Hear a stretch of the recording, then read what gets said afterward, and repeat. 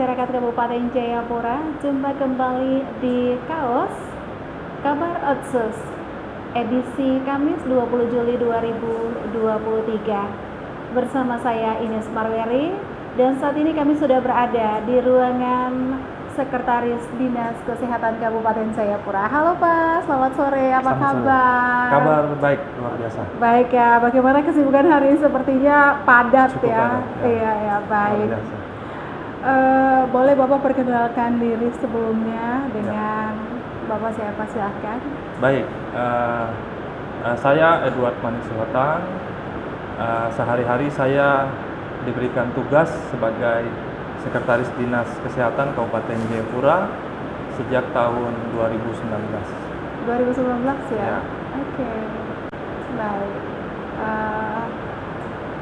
Di obrolan kita saat ini, kita akan bincang-bincang sedikit terkait dengan dana otsus yang sudah diterima oleh Dinas Kesehatan Kabupaten Jayapura tahun 2023. Kira-kira anggarannya berapa nih?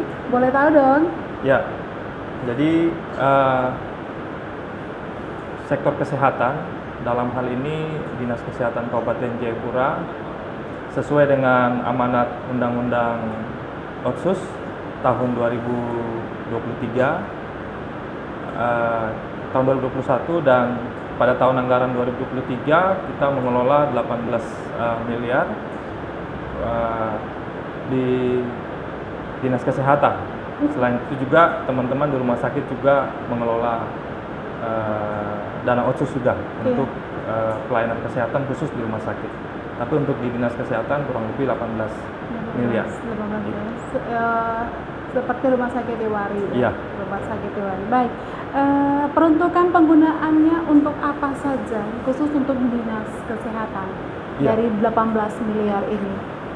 Iya. Jadi sesuai dengan peraturan kita kurang lebih mandatory spendingnya ya, itu 15%. Jadi kita terbagi dari dua struktur anggaran, satu di block grant, satu spesifik grant. Jadi di block grant kita mengelola 2,5 miliar, sedangkan untuk spesifik grant kurang lebih 15 miliar. Kira-kira apa yang jadi prioritas? Apa yang jadi prioritas dari anggaran yang sudah dibagi dari 2,5 itu? Iya. Di dalam pelaksanaan penganggaran, turunan aturan yang kami gunakan adalah peraturan pemerintah nomor 106 ya, 2021, di mana ada cukup banyak memang sebenarnya kebutuhan masyarakat untuk sektor kesehatan. Tetapi kita coba merunut dari hasil kita melakukan evaluasi data, kinerja, lalu kita lihat apa yang masyarakat butuh melalui Musrenbang, Musrenbang Kabupaten, juga apa yang kita coba kaji melalui Musrenbang Otsus dengan provinsi. Maka tahun 2023 kita perkuat, kita menjawab bagaimana masyarakat punya kebutuhan. Antara lain yang pertama itu pemenuhan sarana prasarana dulu. Sarana prasarana di kampung. Karena sampai hari ini sarana kesehatan di kampung itu mencapai 80% dari 144 kampung. 144 kampung kelurahan baru 80%. Jadi masih ada kampung-kampung yang tidak punya sarana. Yang kedua, kita pemenuhan rumah tenaga kesehatan yang terutama orang asli Papua ini.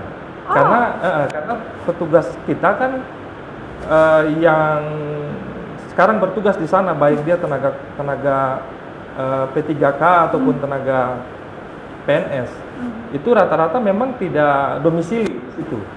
Sehingga penyediaan rumah tempat tinggal juga penting. Nah, kita coba terutama petugas-petugas yang orang asli Papua ini supaya mereka bisa bekerja dengan baik di daerah yang bukan domisilinya, itu sediakan rumah. Iya, biasanya bersama. Ini jadi alasan ya petugas kesehatan lari-lari ke kota. Ya, jadi artinya memang mereka harus diperhatikan ketersediaan tempatnya kan. Masyarakat di Musrenbang juga berharap petugas ada ketika mereka butuh. Nah, jadi kita siapkan rumah buat petugas. Kalau boleh tahu itu di Blok Grant. Di wilayah pembangunan berapa? Kalau untuk tahun 2023 kita tersebar di beberapa pembangunan. Contoh Tapi pendekatannya beda dibanding yang lalu. Kita sekarang pendekatannya bukan rumah yang membutuhkan tanah cukup besar, tidak. Tapi kita bentuknya mes. Oh. Jadi mes, jadi itu ada di Puskesmas Komba Waliau di Kampung Yobe, yang kita baru buka puskesmasnya. Kemudian di Distrik Nimboran, Puskesmas Genyen. Kemudian di Puskesmas Demta. Karena Puskesmas Demta dengan Genyem ini kan puskesmas dengan rawat inap, sehingga petugas itu harus tinggal dan tinggal bukan jauh dari puskesmas, harus tinggal dekat dengan puskesmas. Kita bangun di situ. Selain itu juga ada rumah yang memang bentuknya kecil karena bangun mes cukup mahal. Untuk yang tidak membutuhkan rumah cukup banyak, kita bangun contohnya di Rafinirara, itu kan 100% orang asli Papua di sana. Kemudian di Lere, kemudian di Unurungguai. Nah, itu beberapa rumah kita bangun untuk petugas di sana. Bagaimana cara penyalurannya? Cara penyalurannya saat menyalurkan anggaran ini berupa seperti yang tadi Bapak sampaikan bahwa itu dibangun beberapa rumah sehat untuk petugas kesehatan yang ada di beberapa wilayah seperti tadi 1, 3, 4 ya. Itu bagaimana cara penyalurannya ini? Iya. Jadi pendekatannya kita kan ada Otsus 2023 di kesehatan itu ada 2 struktur tadi, block grant dengan spesifik grant. Kalau block grant lebih kepada penguatan fisik, sarana prasarana. Kalau di spesifik grant kita lebih kepada kualitas pelayanan. Jadi bagaimana penyalurannya sebenarnya? Kalau block grant itu kalau dari sisi keuangan itu kita sebut dengan pembayaran LS atau langsung.